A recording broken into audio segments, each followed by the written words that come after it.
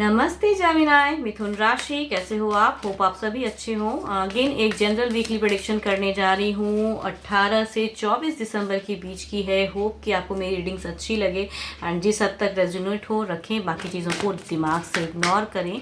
And जिस भी sign को आप मानते हैं, sun sign, moon sign, rising sign, उस साइन से आप टैरो को चेक कर सकते हो। अगर सिचुएशन में होंगे तो माइट भी मैच हो जाए।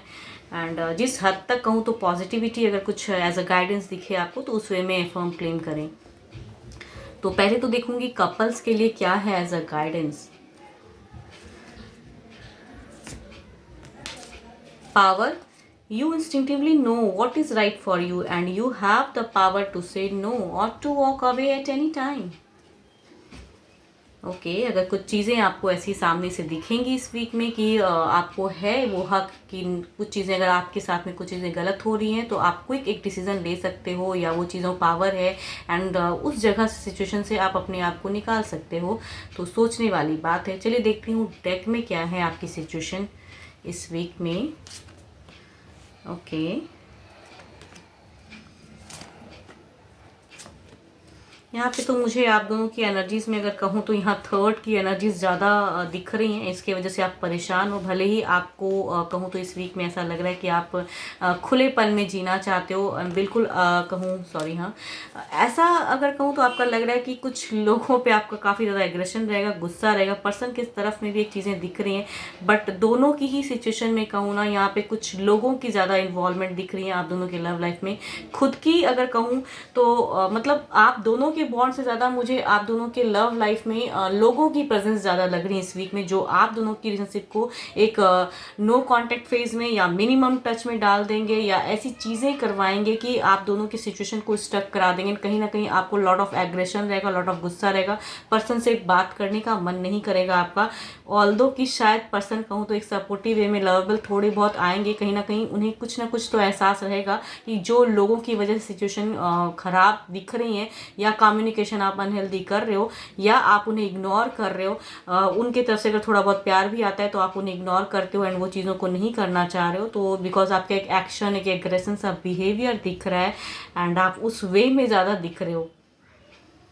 एंड कहूँ खुद कहते हो खुलना चाहते हो लेकिन खुल नहीं पा रहे हो, वैसी वाली चीज़ें। गुस्सा आता है तो इस वीक में आपको काफ़ी ज़्यादा गुस्सा रहेगा, मन भरा रहेगा, दुखी रहेगा, डिप्रेशन में रहोगे। मिड ऑफ द फेस की एनर्जीज में कहूँ तो डिप्रेशन है एंड वो कहूँ आपके पर्सन की एनर्जी ज़्यादा यहाँ तीसरे की इन्वॉल्वमेंट की वजह से या कुछ लोगों की वजह से, थर्ड पार्टी की वजह से आप परेशान रहोगे। मतलब पर्सन उस वे में सपोर्ट नहीं कर रहे हैं या लव वाली बातें नहीं कर रहे हैं। तो इस वीक के लास्ट में कुछ हद तक आएंगी चीज़ें आपकी तरफ में, लेकिन कहीं ना कहीं आपको अपने पर्सन पे काफ़ी ज़्यादा गुस्सा रहेगा क्योंकि शायद पर्सन उन लोगों को ज़्यादा प्रायोरिटी देते हैं एंड इस वजह से शायद चीज़ें उसमें में दिखती हैं कि आपकी एक गुस्सा, एग्रेशन, बहुत कुछ जानते हुए भी लगता है कि उन तीसरे को शायद ज़िंदगी से निकाल दूं, ऐसा सिचुएशन रहेगा कि क्यों हम दोनों के बीच में वो तीसरा आता है एंड चीज़ें खराब कर जाता है। वो सिचुएशन आपकी दिख रही है इस वीक में।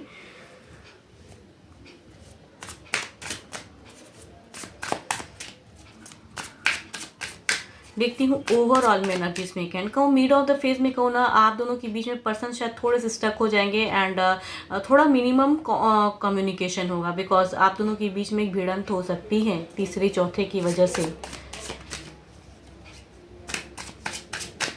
आप कहूँ तो स्टार्टिंग में ऐसा लगेगा कि आपको बिल्कुल इस फर्क नहीं पड़ता है। फ़र्क तो पड़ा रहेगा लेकिन फ़र्क नहीं पड़ा रहेगा, आप ऐसा दिखाओगे। ऑल्दो कि आप काफ़ी ज़्यादा डिप्रेस्ड भी रहोगे, गुस्से में भी रहोगे, बट पर्सन को ऐसा दिखाओगे मुझे फ़र्क नहीं पड़ता है, मैं इस सिचुएशन से निकलना चाहता हूँ या निकल गया हूँ, ऐसा कुछ कि मुझे फ़र्क नहीं पड़ता। लेकिन फिर भी कहूँ तो रिलेशनशिप है तो चीज़ें उस वे में दिखेंगी ज़रूर। ओके एंड यहाँ पे अगर कहूँ ओवरऑल में अगर कहूँ तो हायरोफेंट की है। मैनिफेस्ट कीजिए कि अगर पर्सन से कुछ गलतियाँ हुई या कुछ लोग आपको परेशान कर रहे हैं तो ओवरऑल में दिख रहा है कि आप थोड़े से सिचुएशन को कहूँ पीस ऑफ माइंड को ढूंढने की ज़रूरत है। ओवरऑल में ये चीज़ें दिख रही हैं कि आपकी चीज़ें ख़त्म नहीं हुई हैं या ख़त्म नहीं होंगी। मीन्स पर्सन के साथ में वैसी चीज़ें नहीं दिख रही हैं। एक कहूँ तो 6 ऑफ कप्स की एनर्जीज हैं। लॉट ऑफ इमोशंस पर्सन रखते हैं, प्यार करते हैं आपसे, बट चीज़ें कुछ लोगों की वजह से ख़राब होती हुई दिख रही हैं इस वीक में। तो ओवरऑल में थोड़ा सा कहूँ आपको शांत होने की ज़रूरत है एंड उतना ज़्यादा ओवर रिएक्ट ना करें एंड थोड़ा पूजा पाठ पे ध्यान दें, थोड़ा मैनिफेस्ट कीजिए कि पर्सन अगर नहीं समझते हैं आपको, तीसरों को ज़्यादा प्रायोरिटी दे, तो शायद वो कहूँ तो आपकी पावर है, चॉइसेस हैं आपके पास में। एंड मैनिफेस्ट कीजिए एंड मेडिटेट कीजिए, अपने पीस ऑफ माइंड को ओवरऑल में ढूंढिए। चीज़ें उतनी ख़त्म नहीं हुई हैं जितना आप सोच रहे हो, ओवरऑल ना सोचे उतना। चूँकि मेजर अरकाना के भी कार्ड हैं तो 12 के 12 राशियों में से एनर्जीज़ हैं। स्टिल कहूँगी Libra, Aquarius, Gemini, cancer, Scorpio and Pisces की एनर्जीज़ हैं। चलिए देखती हूँ अब क्या है सिंगल्स के लिए, क्या है।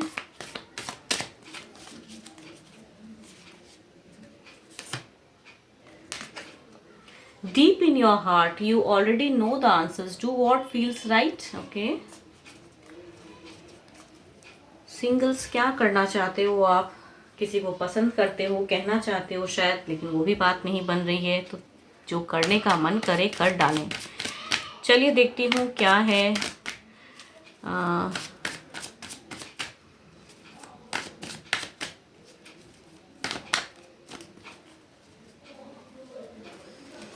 देखती हूँ क्या है डेक में। ओके,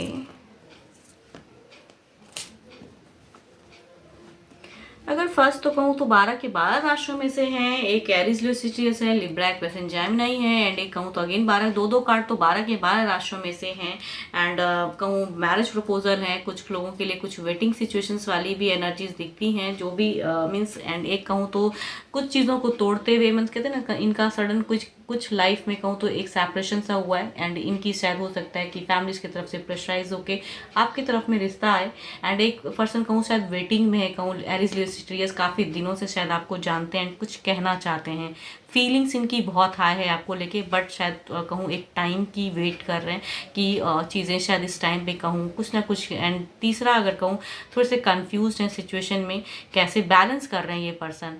एंड ये मैरिड पर्सन भी हो सकते हैं कि ऑलरेडी रिलेशनशिप में है, बट स्टिल शायद आपको भी कहीं ना कहीं कनेक्ट करने का। एंड अगेन कहूँगी एक मैरिज अच्छी कमिटेड पर्सन की एक पर्सनैलिटी वाली दिख रही है सिचुएशन 12 के 12 राशियों में से। चलिए देखती हूँ इनकी एक्शंस में से कितनी एनर्जीज आ रही हैं, कि नेक्स्ट कुछ प्लानिंग में कितनी टाइम में क्या चीज़ें हैं इनकी तरफ से। ओके, इनकी अगर कहूँ तो ये थोड़े से अभी स्लो वाली एनर्जीज हैं। मीन्स ये एक रिश्ता टूटा है, हो सकता है नोन में से भी हो, तो ये चीज़ों को बढ़ना तो चाहते हैं, लेकिन इनकी क्विक की एनर्जीज नहीं है कि इस वीक में ही चीज़ें हों। कैंसर, स्कॉर्पियो, पाइसिस भी हो सकते हैं, या 12 के 12। तो इन लोगों की एनर्जीज ऐसी आ रही है कि थोड़ा टाइम लगेगा इन्हें शायद खुलने में या आपकी तरफ में आने में। एंड ये अगर कहूँ तो यस, इनकी तरफ से कहूँ तो हाँ वाली सिचुएशन दिख रही है कि कुछ टाइम में ये आपको अपनी बातें कहेंगे, या हो सकता है किसी फ्रेंड्स के थ्रू या फैमिलीज के थ्रू कन्विंस करके चाहेंगे कि रिश्ता बिल्कुल शुरुआत हो जाए। एंड ये पर्सन कहीं ना कहीं प्रेजेंट लाइफ में काफ़ी स्टक है, मैरिड पर्सन हो सकते हैं, रिलेशनशिप में वाले पर्सन, तो वहाँ चीज़ें वर्कआउट नहीं कर रही हैं, तो ये भी कहूँ ना तो कुछ टाइम पे आपको इमोशन शेयर करेंगे।